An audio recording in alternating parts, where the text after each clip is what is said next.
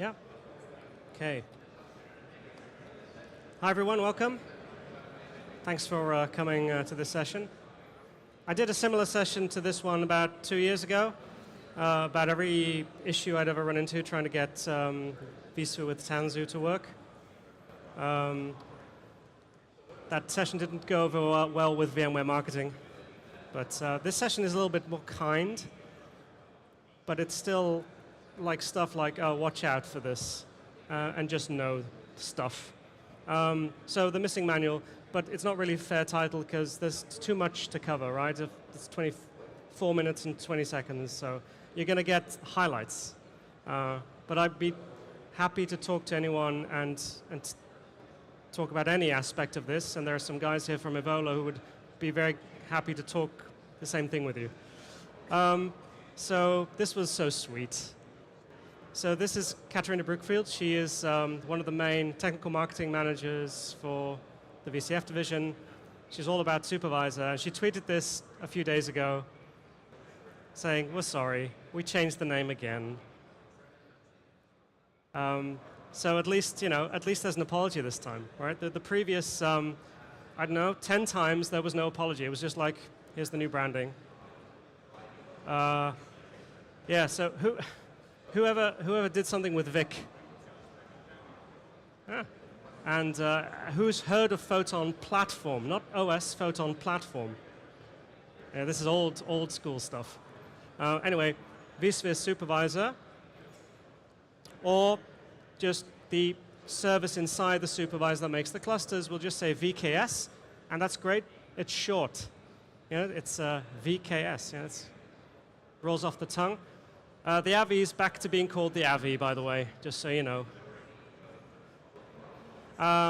So a little bit more detail here, because of course if that renames, everything else renames, and they're still working on this. There's more to be renamed, of course. You go into the supervisor, there's a bunch of Kubernetes resources, they have the word Tanzu in it. It all has to go. There's a big project inside that I don't know about, that they're doing that. So, Tanzu Kubernetes service, the thing, supervisor does a bunch of things, right? But one of the things it does, it makes clusters. We call that VKS. It also runs, you can just feed it YAML to make a VM, the VM service. And you can even run pods directly on ESX, kind of, which we still call vSphere pods, but no one uses that, so don't worry about it. Yeah, supervisor. Yeah, oh, okay, yeah. This is the slide that went with the sentence I just said, because it does more than just clusters. But for most purposes, we'll just be doing clusters, right? So there's different ways to deploy this. And it's getting more flexible. That also makes it a bit more complicated. So VM service, vSphere pods, this is the thing we're focusing on. Single cluster, and with a cluster I mean an ESX cluster in this case, right? Zonal came next, where you could spread it out over 3 data centers. Who here has 3 data centers? Yeah. Who has 2 data centers and doing stretch? And who is just, we have 1 data center, yeah, okay. So this was a missing piece for a long time. And with U3, they now officially support this, which is nice. There's basically 2 ways you can do the networking around supervisor. You either say, I'll just do DV switch, and with DV switch, you can also say, actually I shouldn't say segments there. With DV switch, I can say that can be segments, right? So, but it's flat networking. Or you can integrate all the networking with NSX-T, and then things get a lot more complicated, but also more powerful. So if you have NSX-T, if you have VCF, you have NSX-T, you have a choice here, right? This is simpler to troubleshoot. But this is more capable, but more complicated. And you'll get all these slides, by the way, so don't worry if you can't take pictures of everything. I encourage pictures, though, because it's, you can tweet them. vSphere zones. This was introduced a while ago already, but it took some time for this to really flesh out when using it in combination with Kubernetes. vSphere zones allows us to say to vSphere, hey, the stuff that you're deploying exists in multiple sites. And this is important because we need to know that inside Kubernetes in order to align how we deploy workloads inside of it. So right now, this was introduced firstly to support that three-way zonal deployment. They've now introduced stretch cluster support, so that's 2 availability zones, right, 2 DCs. But this doesn't quite work together yet. But it will. So this is the utopia, because who can afford this? No one has this. But this is the assumption that a lot of cloud-native developers, workloads, companies think of. They think, well, I can deploy to Amazon or, or Azure, and I can have as many availability zones as I want. In our reality, we usually don't have 3. But if you have 3, you can do this. You can spread everything nice and evenly. And this is the best match to cloud-native thinking. So this is what that looks like when you do it with supervisors. It's still got the old naming in here, because old screenshots. But it spreads out a cluster. Every cluster you make, it spreads it out across those 3 sites. And that's cool, because then inside Kubernetes, you can pick and choose which bits go where. But that requires talking with your developers, or making them at least aware that you have this zonal infrastructure. That's why the vSphere zones exist. You have to tag things inside. So inside the cluster, you can see, oh, this is one availability zone, that's the other. And then you can match the application architecture to make use of this.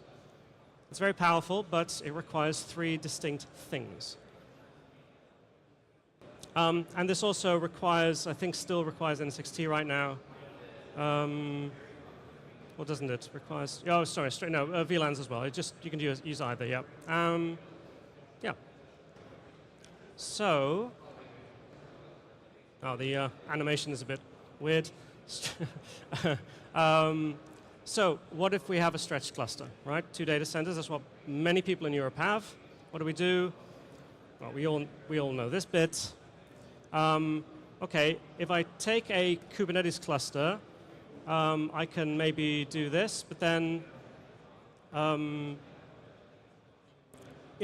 I place it all on one side? Do I take the control plane and do I kind of spread the control plane across the data centers? The answer is no, because this is a 3-way quorum system, and you can't divide that by 2. That makes no sense. So so Kubernetes itself, and that includes the supervisor itself, by the way, and anything that goes into a Kubernetes cluster that has this kind of mechanism inside, etcd is the Kubernetes example, but lots of data services work the same way, right? Active-passive replica with a witness, or, so a lot of things work this 3-way thing. Don't try and stretch these over the 2, right? Because those mechanisms, cloud-native mechanisms, are meant to work in pairs of 3. So you don't do that. What you can do, so HA, and you pin these, right? And there's another slide that shows a bit more detail. But you can do this. You can have you can do active-active for workloads as long as they're not like that. Anything that's like a single container, you can choose, I'll run it there or run it there. So it's not like you can't use that side, but control plane, Kubernetes control plane, application control planes, data services that work this way, pin them. The rest you can play around. But always be aware of the application architecture. We're not used to being aware of that as VM admins, right? But here you have to be aware of the application architecture. We'll do questions at the end, if that's okay. So this is the official slide from VMware. This is in the docs. These are some of the rules. There are specific requirements. Obviously, a lot of them involve around DRS rules, right? And right now, there's DRS rules. The DRS groups don't maintain. So if you upgrade this, you have to make the DRS rules again, which sucks. I hope they fix that. Yeah. So wait a minute. What about storage? Because if we're doing a vSphere stretch cluster, we also have active-active storage replication, right? That's the only way to do vSphere stretch cluster. So what about the 3-way? What happens to our storage there? Unfortunately, there's nothing in there that does that. You have to bring your own solution, and there aren't that many. There's some open source projects, and then Portworx is very good, and this, the Pure guys are over there, if you want to talk to them. They can solve for this really nicely, but it's not cheap. But if you do three-way, if you want to make that cloud-native availability model for the app, you have to then also do something about the storage. Or you can say, well, the application owners or the developers need to deal with state. That's nice in theory. In reality, many developers are not there yet, and they probably never will be. So we're going to have to solve this, as usual. But this is kind of what you'd want, right, at that level.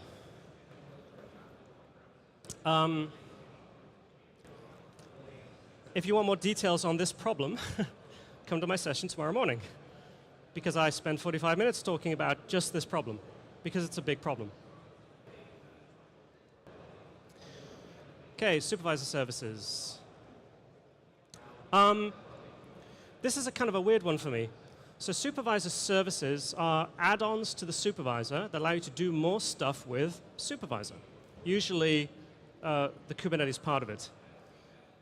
Supervisor services are, the supervisor control plane is just another Kubernetes cluster that it takes your ESX cluster, it turns it into a Kubernetes cluster, and then it adds a bunch of stuff to it that makes you do, you can do the VM service, you can do vSphere pods, you can create clusters, and you can add stuff into the same place, the same control plane cluster, the supervisor cluster, and it makes it do more stuff.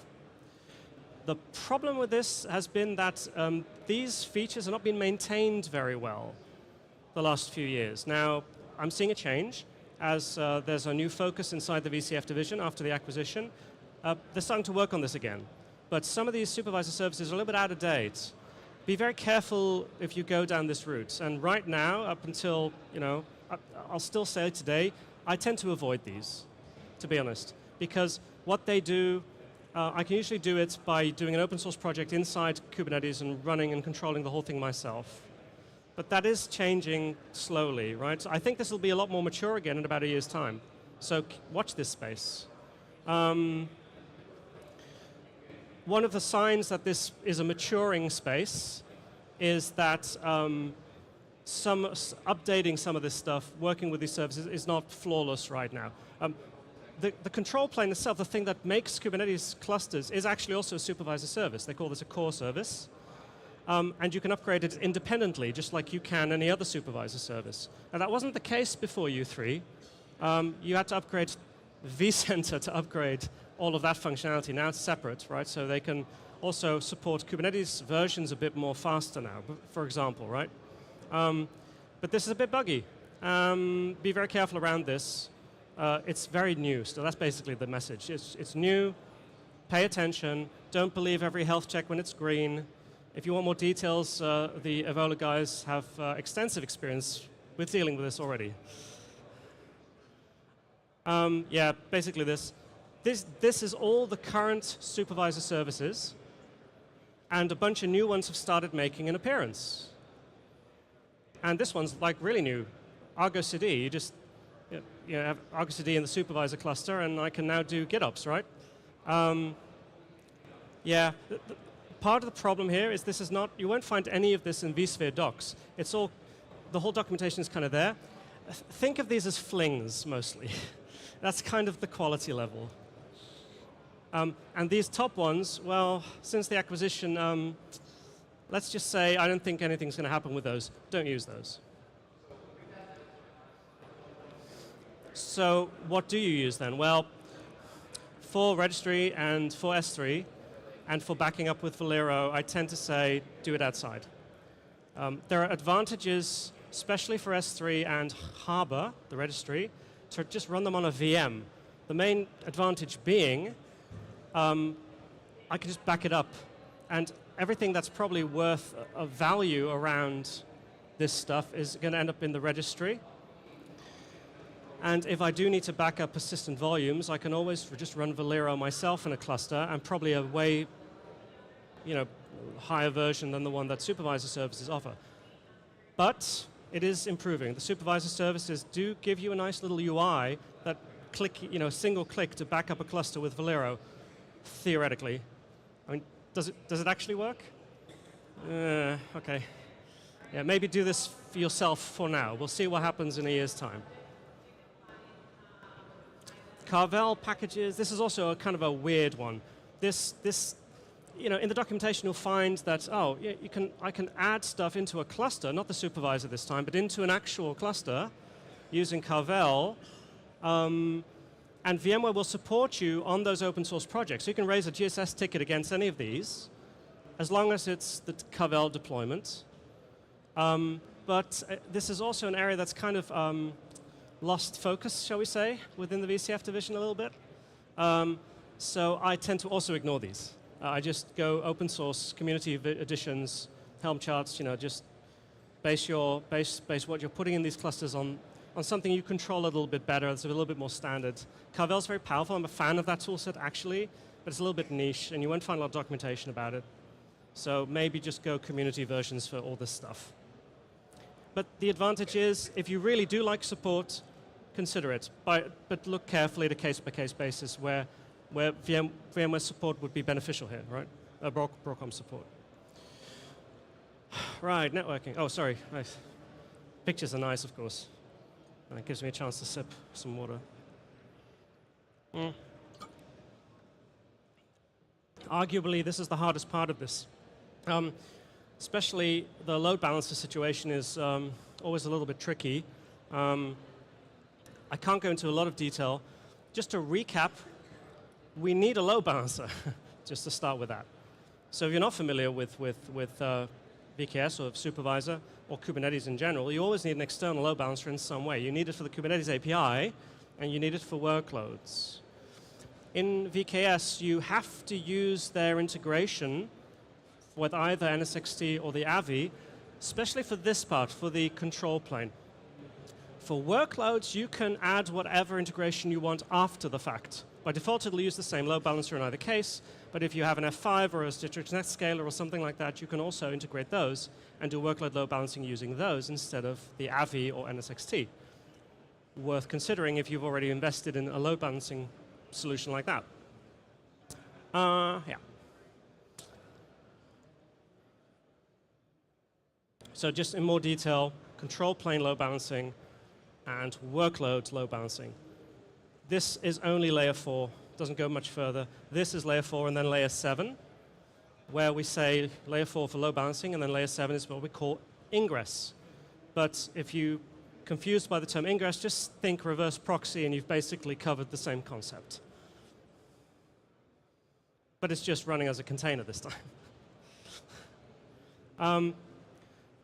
Those integrations that you get out of the box, HA proxy, the AVI load balancer, and NSX-T. Now, NSX-T is actually a tricky one, or it's a bit of a trick question, because you can do NSX-T with the built-in NSX-T native load balancer, or you can combine the AVI with NSX-T. You need the enterprise license for AVI to do that, and then you end up using AVI in both these cases, in reality. This is not production ready and never will be, so don't look at that. Oh, it's good for labs. So for about 3 years now, the NSX-T guys have been said, hey, our native load balancer is being deprecated, by the way.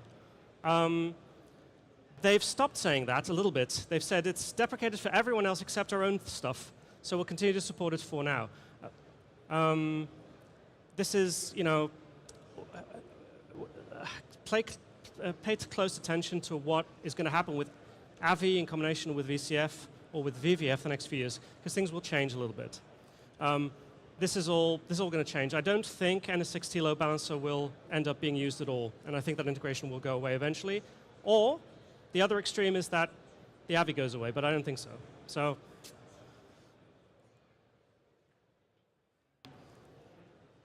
So NSX-T deprecated, right? AVI with NSX-T. So here you're using the AVI as a cloud type, or using NSX-T as a cloud type for AVI. So there's a straight integration, but they're still two separate things. You still have to install them separately and lifecycle them separately. And then you can use AVI completely standalone, no integration with NSX-T. That's easiest, but it's also the least functional, because to do this, you require the enterprise license, and then the AVI can do a lot more, like global site load balancing. You can use it as an ingress controller. With the AVI standalone, it does almost nothing except layer 4 for Kubernetes, and that's it. That's all it does. I'll skip this one for now. Be careful in this difference. The free tier for AVI and the enterprise ones is not just a licensing difference. And it's not just like you can now get extra capabilities. The actual behavior of some of the stuff inside suddenly changes.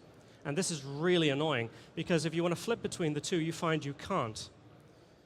And even how it routes networks changes, because there's some long-standing routing magic that happens with the AVI, and it's way more powerful at that very low level when it's the enterprise edition, when it's licensed for the enterprise version, than with the free thing you get by default. This really matters because, in one situation you think you have your routing and your firewall rules figured out, and then the next one suddenly you've got asymmetric flows going all over the place, and you're like, what the hell happened? It's because the AVI can do a lot of cool stuff, but you need to understand it really well if you're going to use it under the enterprise license. This is not supposed to be an animation. Back, yeah, great. So this is some best practice around networking. Theoretically, you can do supervisor with one network. The minimum in the docs is 3. I say minimum is 4. Why? Because, and you won't find this in the documentation at all, except in one picture that has not been updated in 4 years. The supervisor control plane VMs, the supervisor Kubernetes cluster itself, they're dual-homed. Go check them out. They're actually dual-homed. They have their own little internal load balancer on this side. They don't rely on the AVI for that. And then on this side, that's how they talk to that's how the supervisor does all the internal talking with the stuff running inside those workload clusters. But they're dual-homed. This is a security issue for some people, because this is like a routing shortcut. No, my router is supposed to be there. My firewall is there. What are you doing? So I tend not to use the primary workload network. I tend to tag it as a secondary management network and not run anything in there, because it doesn't have the same security profile as any other workload network I make after that. Now, another concept you'll see in the documentation is the concept of a shared services cluster. That's your cluster. That's the cluster you use to run stuff like Argo, or Harbor maybe, if you want to run it as a container, which I don't recommend. But this is optional, right? It's just another cluster, so don't be fooled by the name in the documentation. It's overly complicated how they explain it. It's just another cluster. It just happens to be your cluster. And then you've got workload clusters for the users. Now, I won't go into detail here, but this is one of these examples where the AVI does weird stuff which you don't expect, and it's not well documented. The point is this. You really have to understand the AVI really well in order to understand what it's doing in load balancing. Don't assume that if you know NetScaler F5, which works the same way, it has specific ways it does things. Read up on that in the AVI documentation. You'll need to kind of understand this, otherwise weird stuff is going to hit you and you won't know what's going on. So we have the port list on the VMware site, ports and flows for firewalling rules. That is not sufficient. So people like ITQ and Evola, we make our own lists like this in detail to show how all the flows are going. If you want to firewall between all of those different networks and all the components, it's a very, very long list, and some of it's not documented. So if you want the magic keys to the kingdom, you know who to talk to. Sell. Docs are confusing as hell. This is going to be renamed very shortly, according to Katrina. So, but just be aware that the documentation is kind of vague here. The naming of things is very specific to concepts that they have. Like they'll talk about a workload. What they mean with a workload? They mean a VM or they mean a vSphere pod. But they don't mean clusters. That's what they mean with a workload. They don't mean the workload that goes into the clusters. They mean a supervisor workload. Confusing naming, right? That's why I made this slide, to explain what the hell it is they're talking about. You'll get these slides, right? And if you don't, please contact me and I'll just send you the slides. I'm running out of time. Okay, I'm going to skip this part because I also do this tomorrow morning. So now you have a reason to come to my session in room 17 at 9 a.m. for my session, because I cover the same thing. But I'm just going to talk about how to optimize vSphere at very low level to do all of the cool stuff to make your workloads actually work properly. But I'm going to skip that now, sorry. I'm going to end with this. I joined ITQ about 5 years ago. Said I've done everything with NSX-T and vSAN and the whole world, and it's useless to you because all I want to focus on is cloud native. This year, for the first time in 5 years, I'm excited about vSphere again. It's really weird. And this is the reason. They are turning the supervisor into one control plane to do everything. They are going to collapse, probably, futures, they are probably going to collapse as much as they can into the supervisor because it's easier for them too. One way to control the whole thing. All of the new ARIA stuff that uses VMs, it's not using VAPI, it's using the VM operator inside the supervisor to spin the VMs. That's a sign of things to come. Everything will end up inside the supervisor, mark my words. It means one Terraform provider, right? Because you're talking to the Kubernetes API to do everything now. Do you know what this looks like when you've done this? It's OpenShift. And this is an example of some of that cool stuff this enables. This is where they're adding now functionality to make this really user-friendly. And all this has happened in the last 6 months. I'm very impressed with the direction here. So I'm going to leave it at that. That's all I could cover. Thank you very much. I have a QR code for the people going for the things. Thank you very much.